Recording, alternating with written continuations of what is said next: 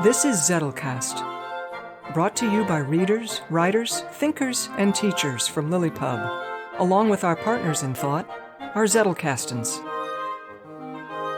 In this show, we share discoveries that our Zettelkastens have shown us. There you go. And compare notes on how we're using this marvelous invention in our creative work. Thank you for joining us. All right, Brooke. Let's do it again. All right.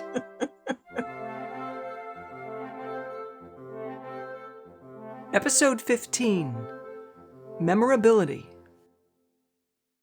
Welcome to the episode 15 of the Zettelcast. And I'm your host today, Julianne Scherer, and we're going to do some kind of Zettelkasten-adjacent activities together. And it's going to involve some collaboration with us. So I thought what we could try first is to use the Zoom Annotate together, because if you've never done that, now's a perfect time.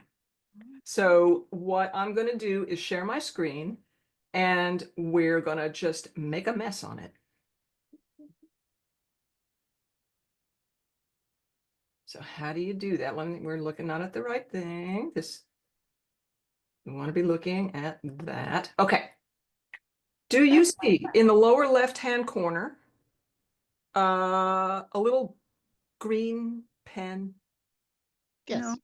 Yes. Click it. Oh. You should get a little toolbar. Mm-hmm. All right. Stamp your face. Click on the check mark. You can choose the check mark, the X, the star, the heart, or a question mark. Stamp on your face.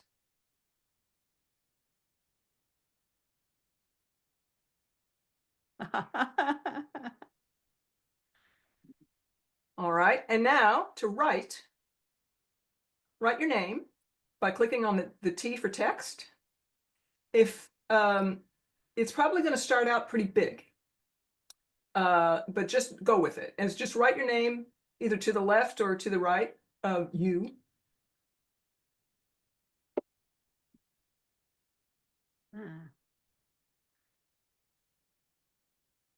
And if you want to change the size of that, click on the little color thing. It's kind of in the center of the toolbar. You can choose the font size. You can also change the color. So if you want to make it 16 instead of whatever it is, you can do that. With this, I can't edit.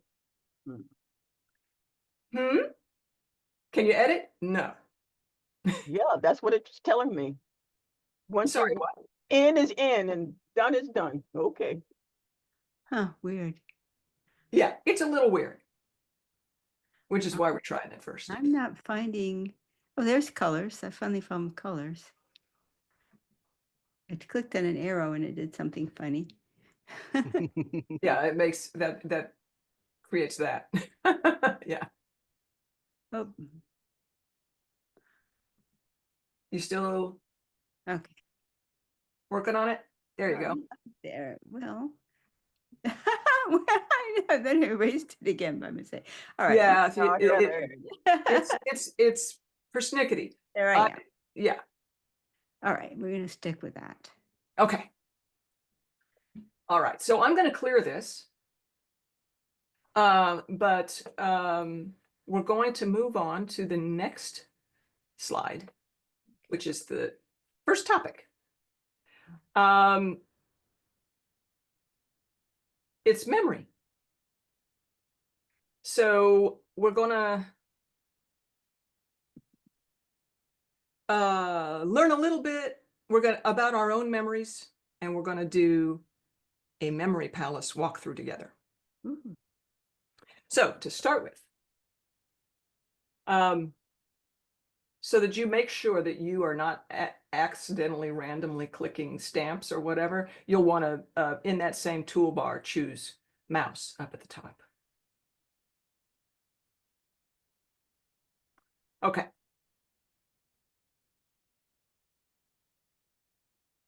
And I'm going to clear the thing again. All right. As it says, pick a memorable New Year's Eve or New Year's Day. We've gone through, each of us has gone through a number of them. Just pick one that you remember. You're not going to have to share any details with anyone on this call about it. So go for the most memorable and bring it to mind. And then using your stamp, think about what about that particular New Year's Eve or New Year's Day you remember. Do you remember how your body felt? Do you remember sounds? Do you remember seeing things? Do you remember emotional feelings? What you thought? What you smelled? What you tasted? And where you were? So just stamp to the left of anything where you do have some in this memory of your memorable New Year's Eve or New Year's Day that you remember that aspect. And I'm going to go and do the same.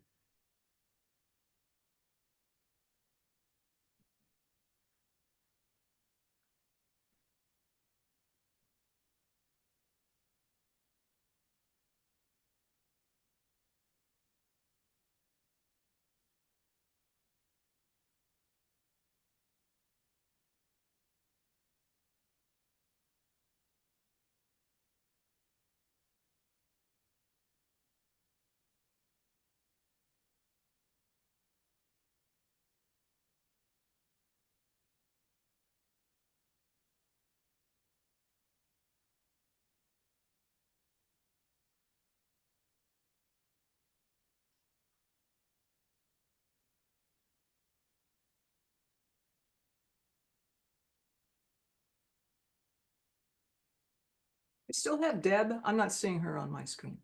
You still there, I- Deb? Okay, dokie. There you are. Zoom is not showing you me.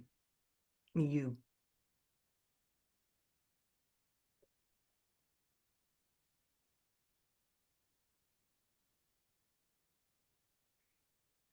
Anybody still thinking? Nope. Everybody done? So this particular New Year's Day, only 2 of you remember where you were. That's surprising to me. Oh, I know. I remember where I were. Well, okay, I'll put that down too.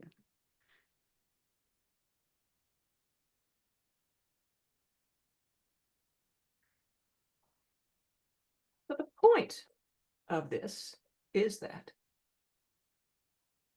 memories are made of memories. These individual memories accumulate into this one thing you call that memory of that particular New Year's Eve or New Year's Day. And the reason that I said, I'm surprised you don't remember where you were, but it might be so memorable in a certain way, you don't remember where you were. But the reason I pointed that out is usually that's something that we do remember. It's a very, very, very old pre-human capability. Have you ever seen a dog find its way home? So, but each of these aspects, note that you didn't particularly try to remember these things. You just did. So I'm going to clear the drawings and move on. So now you can just kind of do this anytime to start exploring how your own memory works, because your own memory does work. You are a functional human being. You might think that your memory could be better. You might get frustrated with certain lapses in your memory, but there's plenty of stuff that you already know how to remember. And when you notice what you remember about what you remember, you notice that the details make those memories vivid. So I'm pointing out kinesthetic, auditory, visual, emotional, conceptual, olfactory, gustatory, and spatial.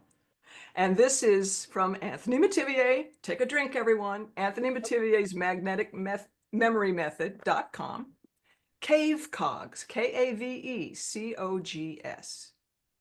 And when you're trying to remember something, a lot of times the thing that you're trying to remember is words and they're conceptual only.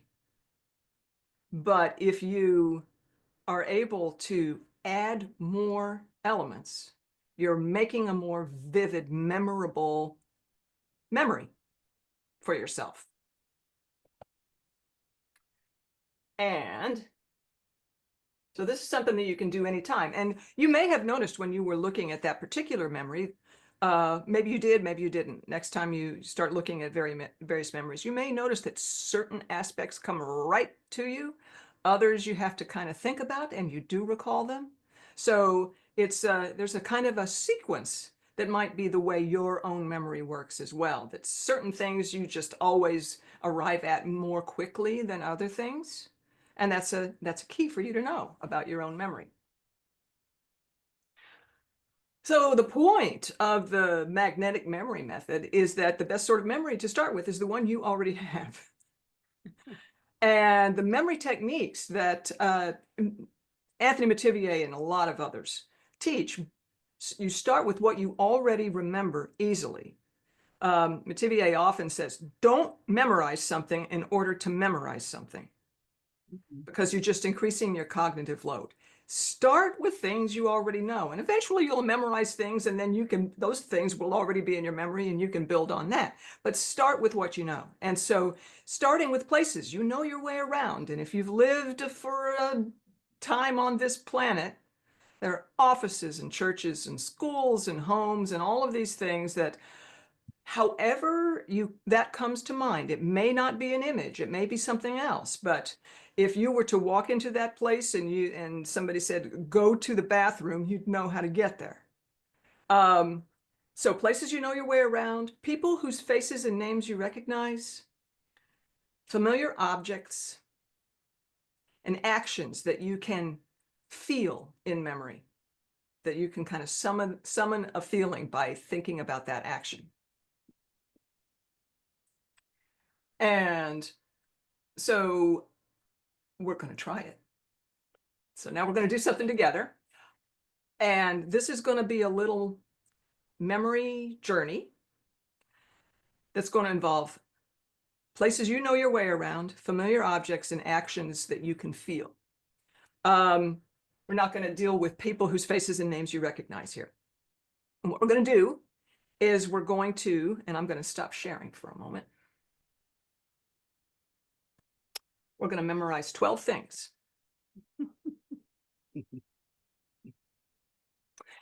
And those 12 things are foods that are high in antioxidants. So it's 12 things that are kind of good to know. And I'm going to perform for you a way to memorize this. Normally, when you're doing your own memory techniques, you're not performing for anybody, you're performing in your own head. But I'm going to perform for you, but I want what you to do is not so much pay attention to my performance, although I am going to go for it. Pay attention to, if I talk about a place in my house, you think about that place in your house. You definitely have that same place in your house. And if I talk about a particular object that I'm interacting with, think of that happening with you. Okay? That's all you got to do. Ready? All right. Let's go. So this is called Haunted by Antioxidants. I am peacefully sleeping in my bed. My head is on my pillow. My eyes are closed. And I feel something poking at my nose. It's kind of seems deliberate. It's a little sharp. And I breathe in and I smell apples. And I open my eye and there on the pillow next to me is a Granny Smith apple whose stem is knocking at my nose like it has volition. This is weird. Granny Smith apple knocking at my nose. I smell that apple. Okay. Well, my alarm goes off. I'm going to turn my alarm off. I'm not even going to look because I've turned my alarm off a million times. I actually use my phone for my alarm. You may use your alarm clock still, whatever. You're just reaching over.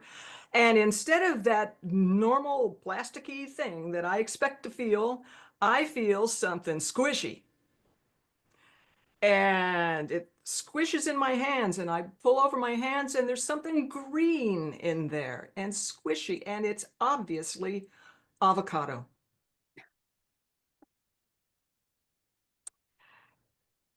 I sit up, I turn on the lights, and the instant that I turn on the lights, down from the ceiling come this avalanche of blueberries.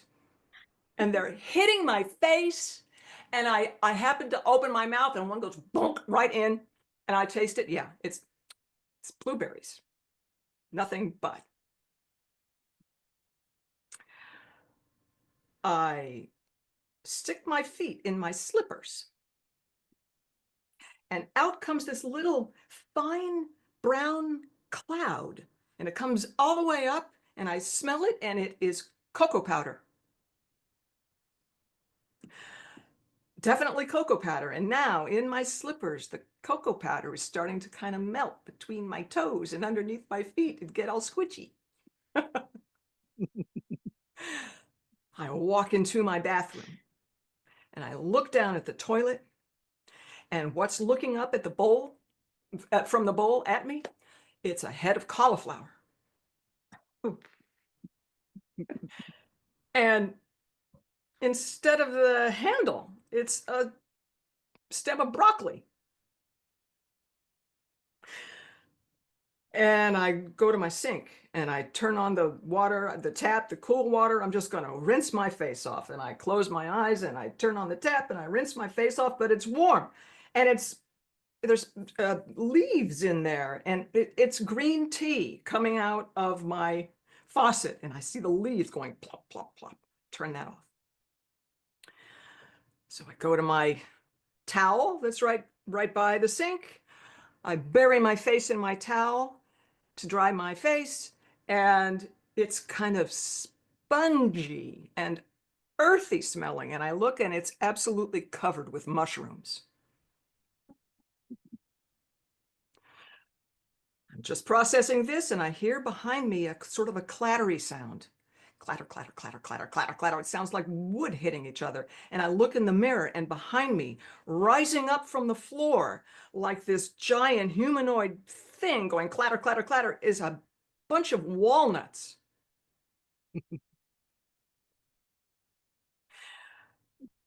And it starts to make a move toward me, and I get the heck out of there. And I go to my kitchen, and I open up the refrigerator door, and out comes this deluge, this green kind of viscous deluge, and I almost slip on it. It's olive oil. Oh. I close the refrigerator door, I'm slipping around, and I hear very faintly singing.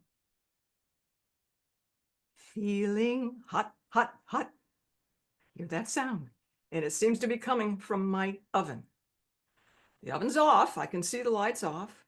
I open the oven, and this blast of heat comes out. And I am absolutely, singed from this heat. And dancing in the middle of my oven are Mr. and Mrs. Potato Head. Mrs. Potato Head bats her big eyelashes and says, "Close the door, you're letting in the cold." I shut the door and I go to the sink, and I got a drippy faucet. I don't know about you. And here comes a little bitty drop of water, and like in slow motion, I see it go down, and it goes down into the drain, and up from the drain comes this another clattery sound. It's a little softer, little bitty round things in this geyser of chickpeas. And a masher comes out of the dish drainer next to it and starts chasing them around, mashing them. Behind me, I hear, and I look around, and across the cutting board, there are 2 teams of cherry tomatoes still on the vine. And they are tossing a big beefsteak tomato as though they have a net back and forth between them. And the big beefsteak tomato is going, wee, wee, and then they drop and plop right on the cutting board. And that is a bunch of antioxidants for you.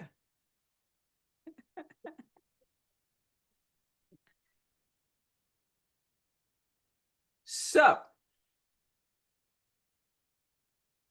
that was a memory palace. And it's known by a lot of other names. Memory palace is the one that is, I often use.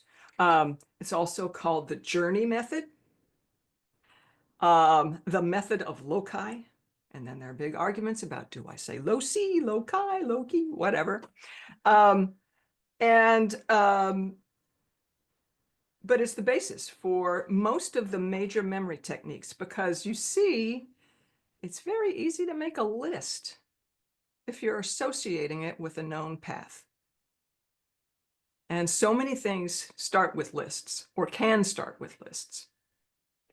So there are more techniques that you can use. And so if, for example, I wanted to memorize something conceptual. Well, I started with this thing with food because I know we've all eaten these foods. We know what they are, right? And this is another reason why if you pick up any memory books, they will often do grocery lists. But we all know who's going to do that, right? But it's actually kind of useful to memorize antioxidants. So, and it's useful to start this with things that you already know, that you definitely already know. We're not referencing any faces of people you don't know yet and that kind of thing. But all the other memory techniques for memorizing numbers, for memorizing concepts, use these things as building blocks. And they can be rough building blocks. So, for example, one of the things that I memorized is Kathleen's list of 28 character traits and the groups that they go in. I'm working on, but I haven't done it yet, Deb's wonderful little synopsis phrase of what each thing means and when it matters and that sort of stuff, which will be absolutely wonderful in this same palace. But That's Kathleen's, not mine. oh, okay. Yeah. So just one of the things that I in the courage subgroup, the way I remember courage is the cowardly lion going courage. Mm. It's easy. I just see him right there and he goes courage. But for some of those other traits underneath it, there's one that I have it's not the greatest image, but it works for me. And that is constancy is the thing to remember. What I remember, constancy, what are you going to have? You maybe if you have a picture of somebody, Constantine, whatever, that might help you. I just have a gigantic contact lens going into his eye. And just con is enough. And for perseverance, he's got a purse. It's enough. So anyway, so that's how that stuff goes. Now let's see how much you remember. So I'm peacefully sleeping on my bed. What happens next? Oh, Apple pokes you in the nose. Apple pokes me in the nose. right. I reach for my alarm. What do I get? Avocado. An avocado. Turn on the light. What happens? Blueberries. Blueberries. Blueberries. Yeah. I stick my feet in my slippers. What comes out? Cocoa powder. Powder. Powder. Cocoa powder, right? I go into the bathroom. What's looking up from the toilet? Cauliflower, Cauliflower. And what's the handle? broccoli, Broccoli. What comes out of my sink? Tea. Green tea. Yeah. green tea. Yep. When I wipe my face, what's there? Mushroom, Mushrooms.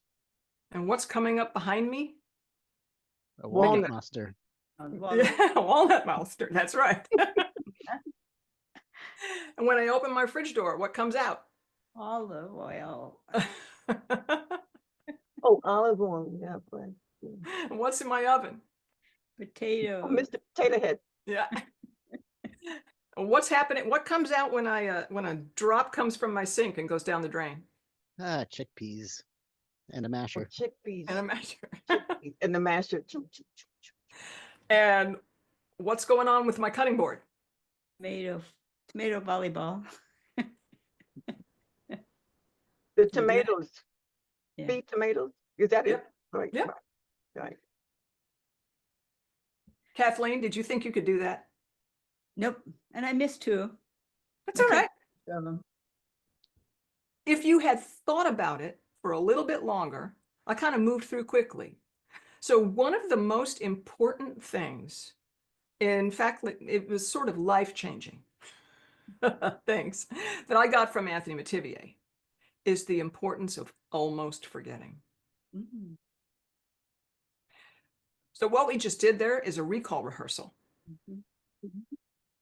And Mel, I know that you use the Lightner box to do spaced repetition in your vocabulary, but it can work for anything that you're trying to remember.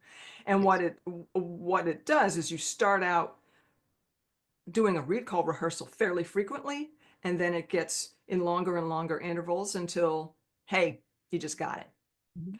And so in a recall rehearsal, the first time you do it, chances are you're going to remember it. But if you 2 hours from now, when you haven't thought about it, there may be something that you don't remember so immediately. And it's really, really so valuable to just sit there not remembering it, trying to remember and not remembering it. Many times you remember it after sitting there trying to remember and not remembering it. And you will notice a hit of dopamine when that happens, and it's great. But even if you don't, what that tells you is you just need to add more KAVECOGS. Make it more emotional, make it more visual, visceral. And so those are blessings. The not remembering is a blessing. You get it either way. It either says you can make this better and next time it'll work better, or it, just the act of waiting and trying and then remembering, that is a signal to your brain. Oh, of all these millions of things that you've got coming at you, you actually wanted to remember that. Okay. It actually strengthens and builds that connection and strengthens it, much like in muscular exercise. When you take something just a little bit further than your own capacity, that's where the muscles are built. It is a kind of a similar mechanism according to science. So, if I could break in for a moment. yeah, please. I'm pretty much done with that. Okay. Well, I mean, that's very interesting. I will experiment with that with the Lightner box because usually if I don't remember something within a few seconds, it goes back to current, but I look at what's on the back and then, then it goes back through the system. But, I'm going to give it an experiment of not actually looking and seeing if it comes up later. So, and seeing there's a few words, there's like, I don't know, maybe a dozen words or so that they just keep going through the system and going through the system because I can't keep them in my head for some reason. Like, I don't know what's up with these particular words, but so yeah. It's an interesting, I'm going to give that a shot, Well- not immediately looking at it when I can't remember. What I like about that, what you just described, Julianne, is the the self compass aspect of it.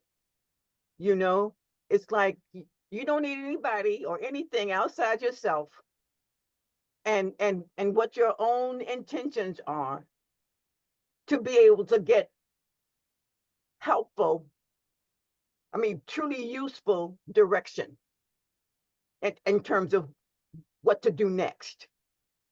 You know, so you can, for lack of a better term, let me say, aggrandize your own system, Yeah.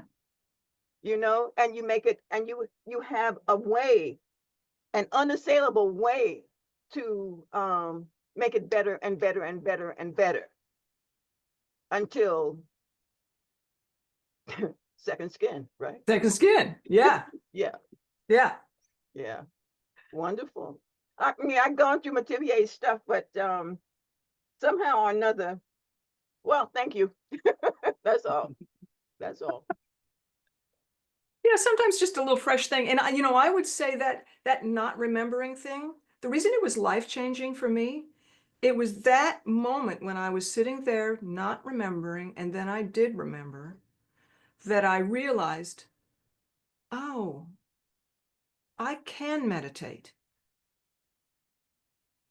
Mm.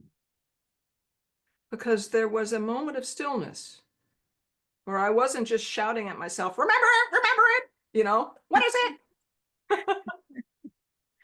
There's a moment of stillness, and that, I was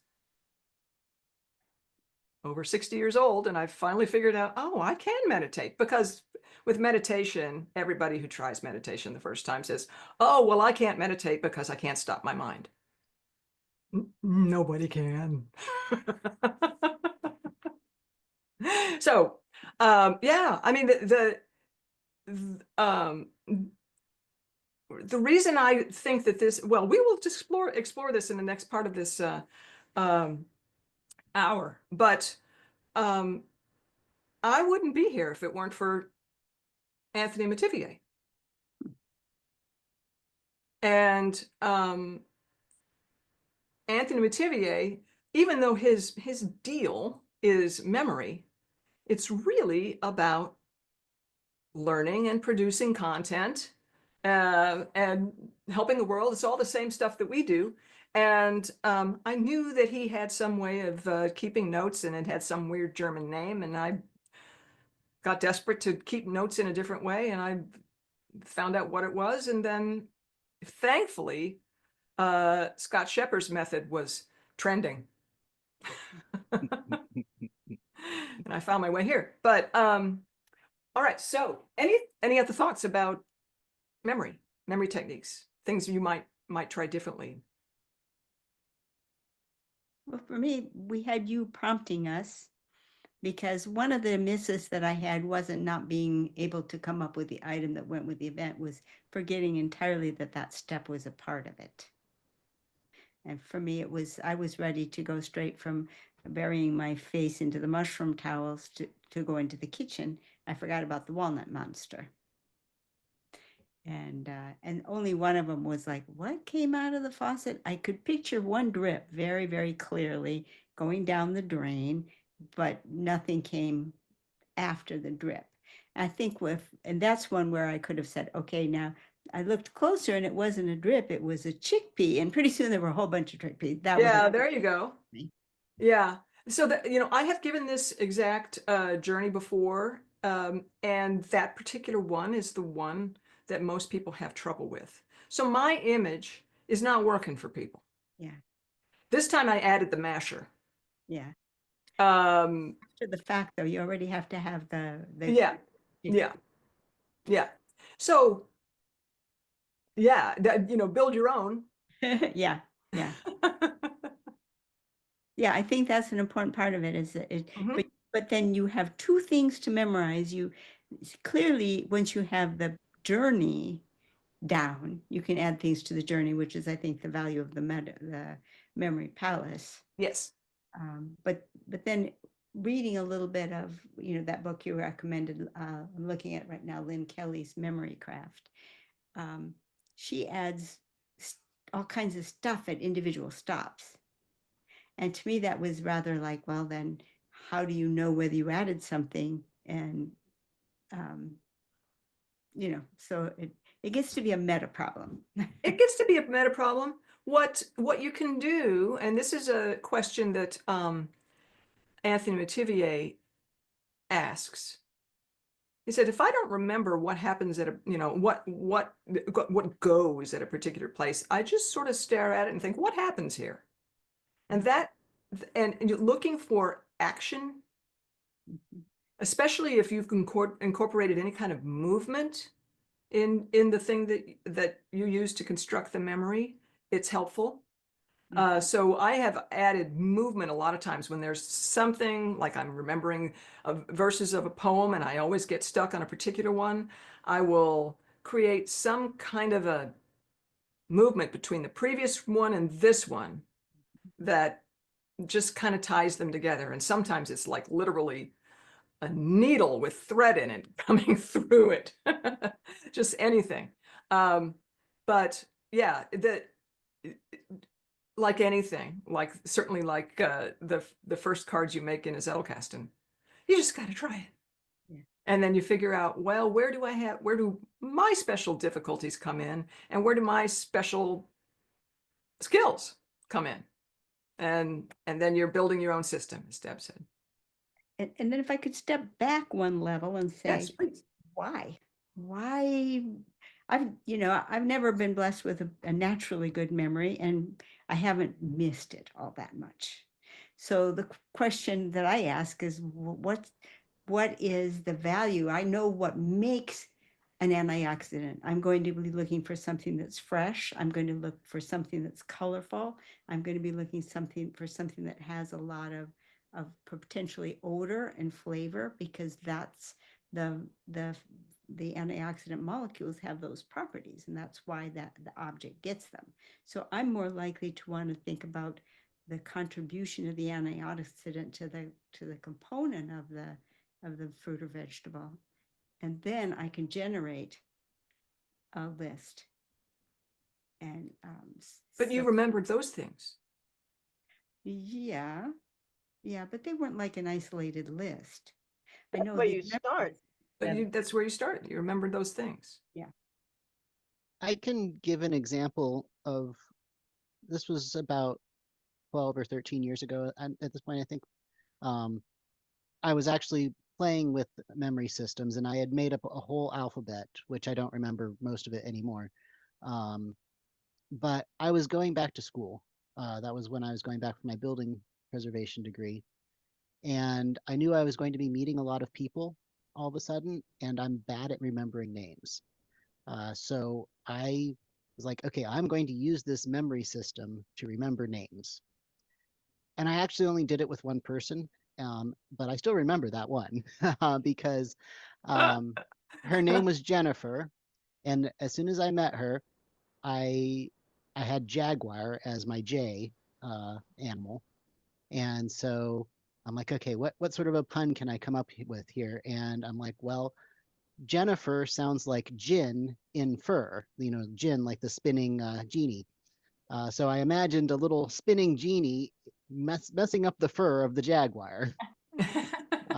So, as soon as I'm like, okay, so what was her name? Well, I'm remembering this weird image for some reason, and okay, what does this all mean? And it would come back. So you can use it for things like that. If you've got your images memorized and you can come up with puns on the spot, you can apply it to memorizing names as you learn them from people, for an example. Yeah, there was a thing, his name, not thing, wow. Harry Lorraine is what I'm thinking about. Who's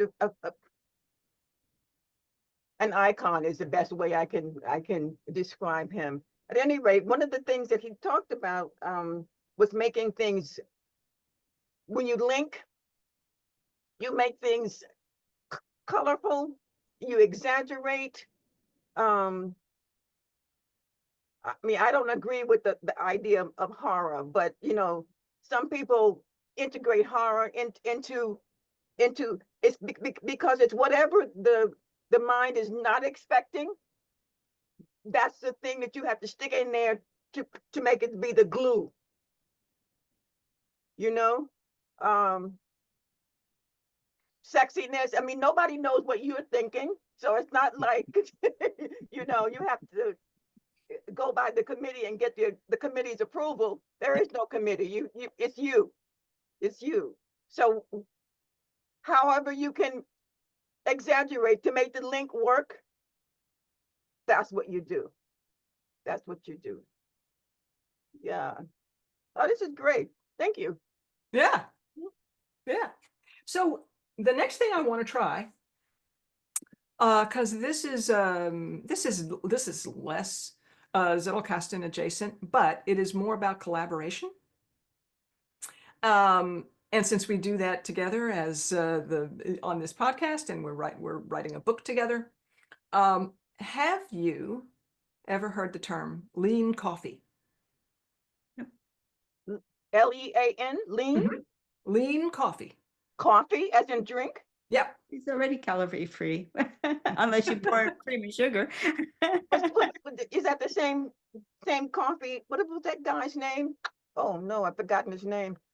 Let me listen. Let me listen. Go ahead. Oh, all right. You clearly haven't, and that's good. It's really good. I'm going to show you how to do a lean coffee.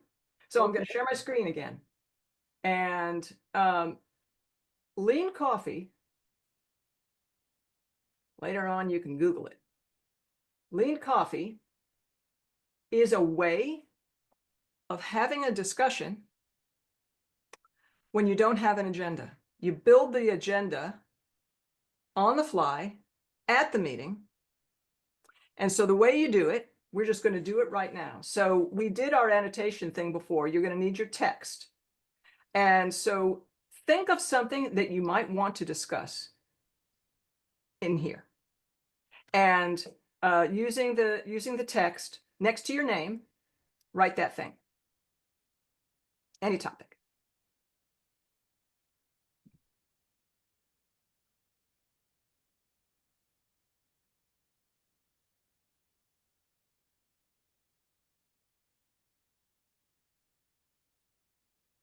And there's a hole where Victoria's contribution would be. Victoria, we miss you. Okay, we've got some topics. If we were doing this in a real meeting and we didn't have the clock ticking fairly soon toward the hour, we might do this a little, allow you to make a couple. But the next thing you do, you've got 2 votes, and you can vote for yourself, your own topic. Use the stamp and stamp next to 2 topics that you would like to talk about. Oh, okay.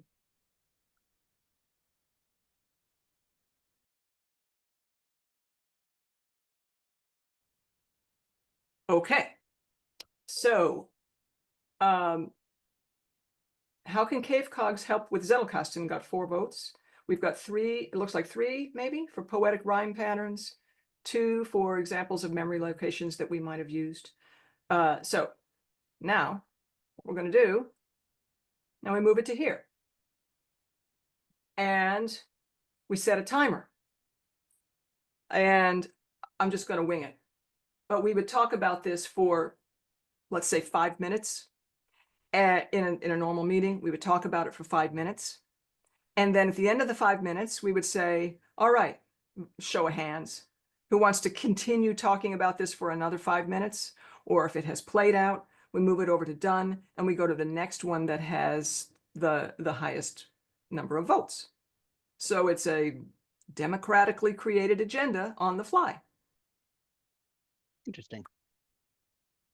So I'm going to stop sharing so that we can just talk about this thing. How can KAVECOGS help with the Zettelkasten?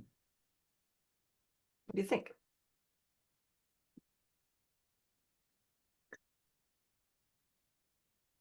Probably use it with the idea.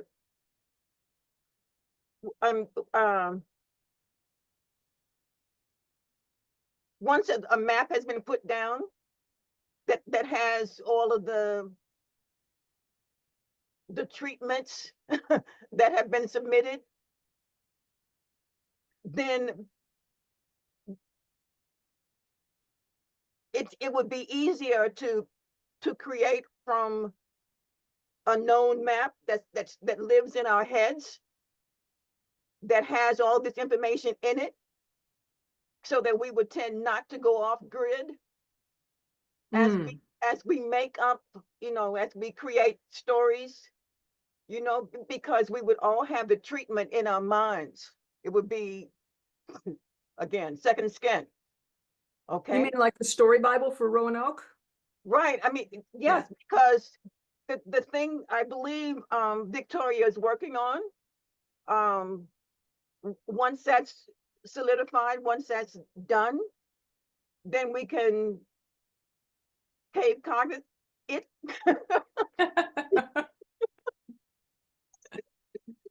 Become one with it, so that when we think, we basically all think in that same language. Mm-hmm. We don't break any rules, because we breathe in, breathe out these same rules. So we don't even have to think about it anymore. It's the way we do. Mm-hmm. That's my thought about that. Yeah. So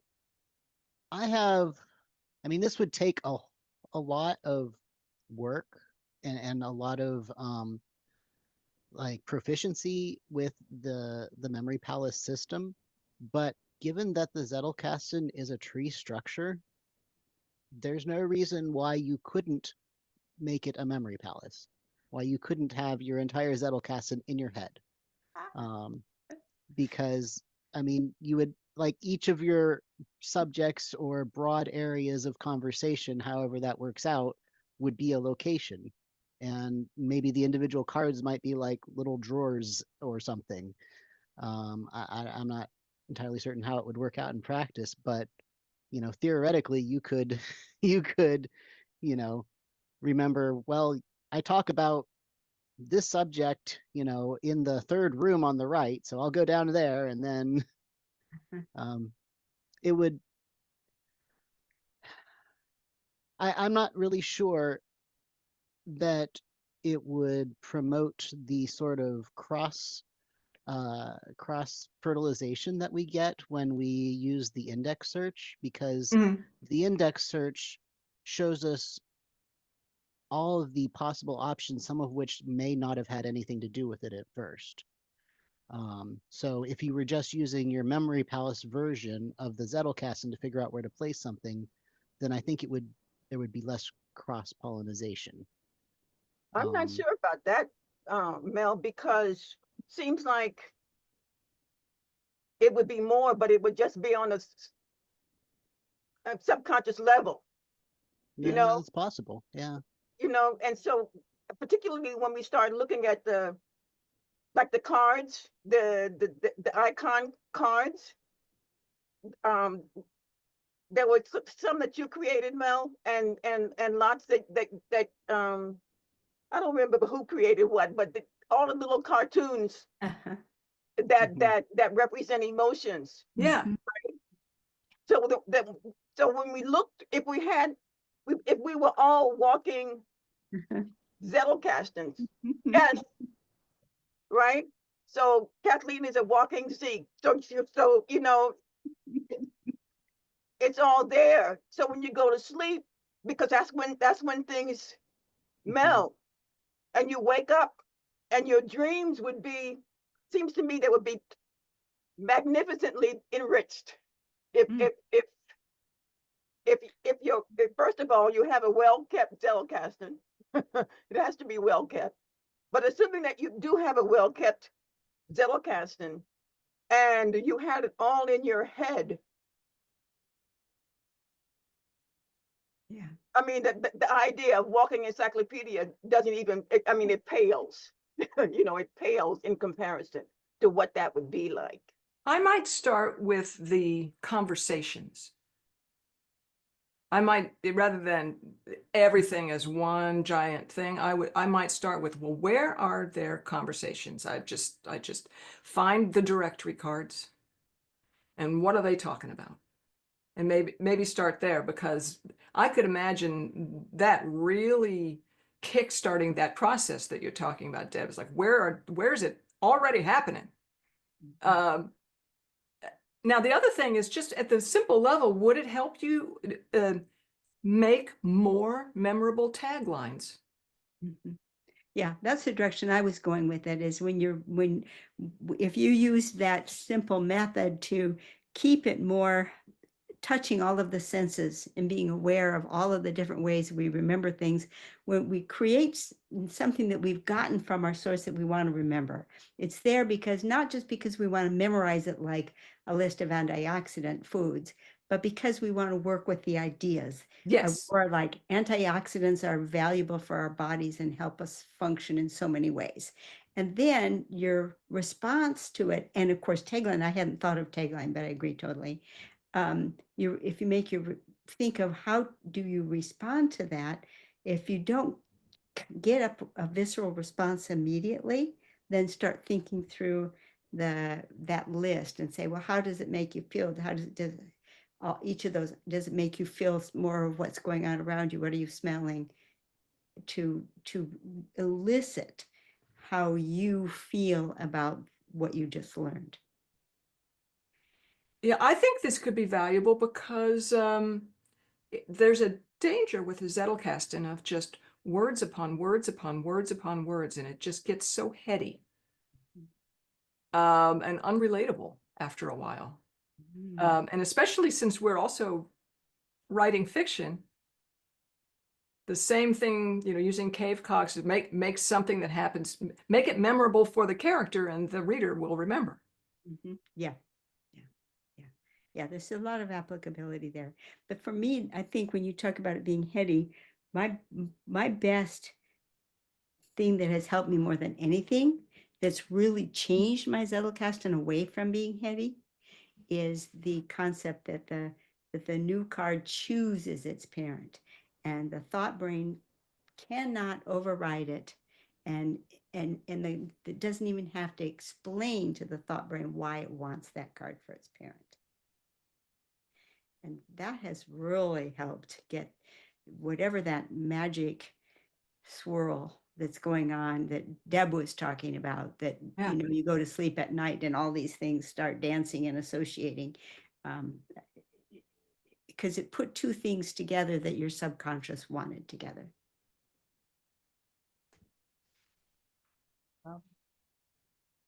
Food for thought. Now, if we were doing another lean coffee, we would probably say the timer would have gone off, and we would say, do we want to keep on talking about this for 5 minutes, go on to the next one? But I hope you get the handle of this. I think it could, I haven't seen anybody do this at any of these Lily-Pub meetings. And it's not that it's always called for, but lean coffee is just a great way to get everybody literally on the same page, and knowing that, okay, yeah, I might want to talk about this thing, but there's somebody else who, obviously more people want to talk about this, and I'll get my turn. So if you're ever in a situation where somebody tends to hijack your agenda, this is it's a useful technique. So that's all I have for today's episode. I hope our audience who come here for the Zettelkasten take something away that will be of use to them. One obvious way that I use the Zettelkasten with my memory techniques is that my memory palaces that I draw out in advance, little rooms that I remember. Oh, Dr. Mayer's office. I just have a little drawing of Dr. Mayer's office, and eventually I'll find something that I want to stick there. But I've got those little maps on cards, just filed away, easy to find. So yeah, you can start very small. Let me ask you a question. I'm sorry. You said this agenda making technique could be used to offset somebody's trying to hijack your agenda. I don't get that. Oh, okay. Well, if you've never experienced that, I am, God bless you. In the corporate world, that's been my experience pretty much every meeting where I'm supposed to organize the meeting, and here comes the boss, and they're just going to talk about what they want to talk about. Uh, They hijack the agenda. that hijacked agenda, I understood. Oh, okay. What I didn't understand was how to use this because I thought the mechanism, the technique you just described, I thought that was something you do at the start of a meeting. Yeah, you do. Right. So to use it to rescue a hijacked meeting, I didn't understand. So that's the question. It takes some deftness.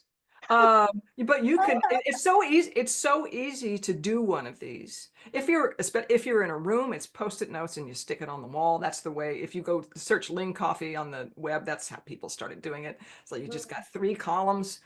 People just stick their Post-its up on the web and then they vote. It's very easy to just pull out when your meeting has been hijacked. So, okay, thank you, so-and-so. We were going to have a lean coffee, and so now we're going to do it. And they don't need to know that you weren't going to do that. And you put your own topics in there. So it works more easily prophylactically when you know, okay, so-and-so is going to be there, and this is so-and-so's tendency. But so-and-so is not a jerk. They're just impatient. It seems like the timer and the voting would also serve to help, break up the people that like to talk and talk and talk and monopolize the meeting. Indeed. Yeah, it's because, yeah, you really announce yourself as a different kind of person. If you want to just steamroll through that, that's a facilitation isn't going to help there. Or that's an advanced facilitation technique. Yeah, and then if you're the boss, you just say, will you put that stupid timer away? It can happen. But, yeah, I mean, I've got somebody in mind from my career, and that person tended to do that a lot. She got lots of feedback on doing that. She thought it was funny. Oh. But she wasn't a jerk. And when faced with the situation, well, no, there are 20 people in this room. They may all work for you, but there are 20 people in this room, and you actually are here because you want to know what they have to think.